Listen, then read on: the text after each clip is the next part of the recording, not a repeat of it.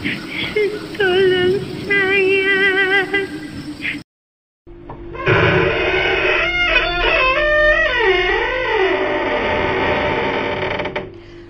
Halo, saya Elsa dari Cirebon. Saya tinggal di sebuah rumah di desa kecil di daerah Cirebon. Ini pengalaman orang tua saya ketika membeli rumah yang sekarang jadi tempat tinggal saya dan orang tua saya. Ini sekitaran tahun 1997. Jadi dulunya rumah ini adalah rumah yang tidak berpenghuni. Ya pokoknya rumah kosong lah. Rumah yang sudah rusak, yang kumuh, yang hingga yang sampai rumput-rumput liar pun udah pada tumbuh di dalam rumah ini. Rumah ini milik Pak Demo, namanya rumah Pak Demo. Rumah Pak Demo ini letaknya di dekat jalan yang cukup besar ya. Jalan yang bisa dilewati mobil lah, karena di desa kan jalannya emang kecil ya. Lumayan strategis rumahnya. Pak Demo ini udah lama pengen ngejual rumah ini. Udah lama, tapi nggak laku-laku. Nggak laku-laku karena banyak banyak yang tahu kalau rumah ini tuh horor. Ya entah horornya kenapa, cuman orang-orang emang takut. Sampai-sampai nggak ada yang berani lewat ke depan rumahnya Pak Demo, ke jalan yang tadi saya bilang cukup besar itu, nggak ada yang berani. Karena mereka tiap lewat rumahnya Pak Demo itu, entah itu siang, atau malam, atau sore, atau pagi, itu pasti diganggu. Gangguannya ya macam-macam. Mereka juga sering cerita ke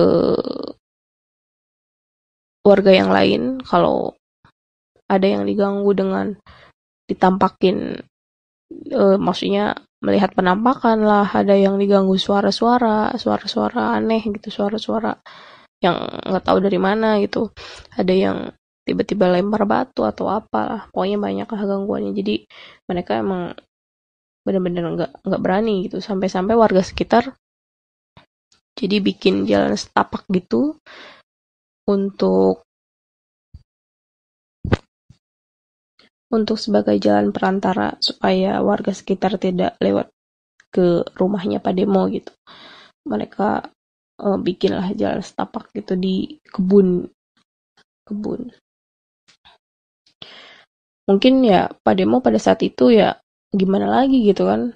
Ini nggak bakal bisa kejual kalau misalnya terus-terusan begini. Akhirnya Pak Demo kasih harga murah semurah mungkin dan ditawarin lah ke orang tua saya. Kebetulan pada waktu itu orang tua saya ya berminat untuk beli karena yang pertama harganya murah, lalu eh halamannya juga luas sekali, dan di belakang rumah Pak Demo itu ada kayak kolam ikan ya, kalau kata orang Sunda itu balong, ada balong itu, ada kolam ikan besar, lumayan besar. Ya pokoknya, dan rumahnya juga strategis ya, pinggir jalan yang cukup besar juga. Oke lah, dibeli oleh orang tua saya pada saat itu. Dan setelah dibeli ya mereka udah siap-siap mau ninggalin rumah, maksudnya mau jadiin tempat tinggal mereka kan. Jadi dibener-benerin yang rusak rumah Pak Demo tersebut tuh, dibener-benerin, dibersihin, direnov lah sedikit, tapi tidak dirombak ya, tidak bener-bener dibongkar rumahnya, enggak. Jadi cuman ya dibenerin aja yang rusak. Pada malam pertama orang tua saya nginep di rumahnya Pak Demo ini, orang tua saya bener-bener gak bisa tidur sampai pagi karena orang tua saya diganggu. Jadi kayak ada suara-suara apa aja gitu. Jadi semalaman suntuk sampai pagi tuh ada suara orang nangis lah, nggak tahu dari mana asalnya, ada suara orang ketawa, ada yang banting-banting barang, jadi kayak ketomprang-tomprang gitu ya. Tapi nggak ada yang banting gitu sebenarnya, cuma suara-suaranya aja sampai pagi. Itu pada malam pertama. Ya orang tua saya masih eh oke lah gitu lah. Maksudnya cuman gangguan suara yang nggak ngaruh gitu lah. Terus besok malamnya, pokoknya besoknya gitu, orang tua saya pada malam itu kayak sekitaran jam 3 pagi gitu ya, jam 3 pagi ibu saya bangun mau siap-siap untuk subuh, sholat subuh gitu.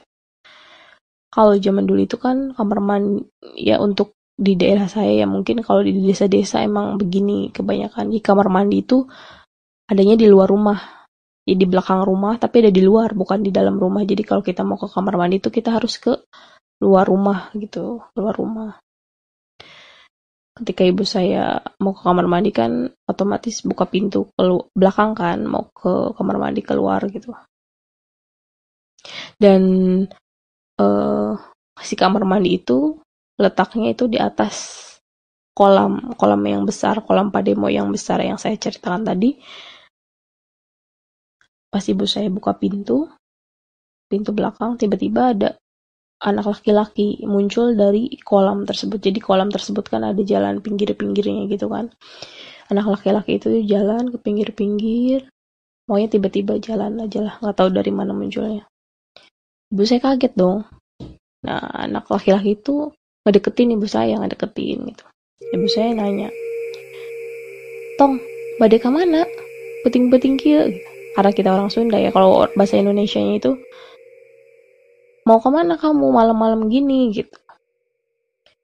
Oh ya, spesifikasi si anak laki-laki itu dia pakai baju putih-putih, lalu rambutnya itu plontos gitu, semi botak gitu. Dia bawa ember hitam itu yang kecil tuh, yang dibawa, yang ditenteng, bawa ember. Terus kata si anak itu bilang, "Saya mau ikut ke WC, Bu." Terus kata ibu saya, "Oh ya udah, boleh, silahkan." gitu.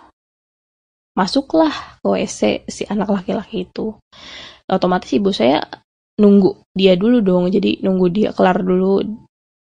Ibu saya nggak jadi masuk pertama, nggak jadi masuk duluan gitu. Jadi ibu saya nungguin si anak laki-laki itu masuk duluan gitu. Ibu saya nunggu, udah lama banget dia nggak keluar-keluar, jadi kayak udah hampir subuh gitu. Dia nggak keluar-keluar, pokoknya nggak keluar-keluar di dalam kamar mandi terus. Ibu saya penasaran dong, ini kok anak nggak keluar-keluar gitu. Pas dibuka, nggak ada orang, sama sekali, dan kamar mandi tuh kering gitu, nggak ada bekas-bekas air abis siram, nyiram atau gimana dong, atau main air, atau biasanya kan kalau kita kan cuci kaki aja kan pasti lantainya itu basah ya. Enggak, pokoknya kering, kamar mandi itu kering. Kaget dong ibu saya, dan langsung ya masuk lagi ke dalam, minta diantar oleh bapak saya. Itu besok sorenya, masih pada hari tersebut, jadi kan si anak laki-laki itu muncul kan pas subuh ya. Besok sorenya kejadian lagi, masih di area kamar mandi itu. Jadi ceritanya bapak saya mau ke kamar mandi, jalan ke kamar mandi, mau jalan gitu ke belakang, tiba-tiba ada yang narik kaki bapak saya. Tiba-tiba ada yang narik, set, terus bapak saya jatuh dong. Lagi jalan jatuh, kaki bapak saya sampai patah. Padahal itu nggak ada orang, bener-bener nggak ada orang sama sekali. Ya, lagian siapa gitu kan, maksudnya yang masa jahil tiba-tiba narik gitu kan, nggak ada orang. Nah, sampai saat itu gangguannya makin banyak gitu ya, maksudnya ya entah apa, dan sempat ke paman saya juga. Jadi di rumah kita itu ada gudang gitu, ada gudang kecil. Nah, paman saya kebetulan bantu untuk beres-beres gudang lah, beres-beres gudang. Tiba-tiba dari dalam gudang itu kayak diserang sama api. Tiba-tiba lagi beres-beres gitu ada api, cus. Paman saya ya kaget dong. Maksudnya ini api dari mana gitu? Kita nggak lagi main api dan nggak ada yang lagi bakar sampah atau apa. Tiba-tiba ada api. Terus kayak nyerang gitu ke muka. Paman saya langsung keluar gudang dan ya baca-bacaan ayat Al-Quran lah gitu. Ternyata kata paman saya itu tuh makhluk halus. Jadi kayak itu namanya, kalau kata paman saya, panas pati. Saya juga nggak tahu ya, kayak paman saya ngomong itu panas pati. Jadi itu kayak semacam makhluk halus pengganggu yang berbentuk api gitu, yang berupa api. Singkat cerita, papa saya bawa ustadz namanya Pak PI. Pak PI ini dari Jakarta. Beliau, Pak PI ini menyuruh, ya pokoknya menganjurkan orang tua saya dan keluarga untuk ngaji. Pas Pak PI ke rumah saya itu kan nginep. Nah itu kebetulan malam Jumat. Keluarga saya ngaji dong, habis maghrib di ruang tengah ya. Jadi kayak ada ruang tamu, ruang tengah, dapur gitu. Di ruang tengah itu kita pada ngaji Yasin bareng-bareng. Tiba-tiba hujan besar, angin kenceng banget, kayak terus ada petir, pokoknya kayak badai, bener-bener badai. Dan karena saking kencengnya angin sampai atap-atap rumah itu pada terbang. Jadi kayak atap rumah kan ada sengnya gitu. Kalau jam sekarang mah ya nggak tahu masih ada nggak ya. Cuman dulu kan pakai seng gitu yang kalau kena angin atau kena apa gombrang gitu. Itu sampai terbang, bener-bener pada terbang. Saking kencangnya angin. Padahal pada saat itu bukan musim hujan. Jadi tiba-tiba hujan gede banget tuh, tapi bukan musim hujan ya. Bukan musim hujan. Dan keluarga kan dianjurkan oleh Pak PI untuk tidak tidur pada malam itu, dan kita tetap baca ayat-ayat Al-Quran sampai pagi. Pokoknya tidak ada yang boleh tidur gitu kan. Setelah hujan mulai reda, jadi kayak tengah malam gitu, jam 1 malam, dari arah ruang tamu itu ada yang ngebanting penggaris kayu tuh yang panjang, ngebanting kenceng banget. Di rumah tuh kayak ada penggaris kayu yang panjang yang buat ngukur bahan-bahan gitu kan, karena bapak saya tukang jahit gitu. Dibanting lah penggaris kayu itu, kenceng-kencengnya. Kaget dong, kita yang di ruang tengah kaget. Pas kita lihat emang gak ada orang gitu, gak ada orang sama sekali. Dan kalaupun ada, siapa coba? Maksudnya ngapain orang tiba-tiba banting penggaris gitu ya? Faedahnya apa gitu kan? Orang banting penggaris, oke lah.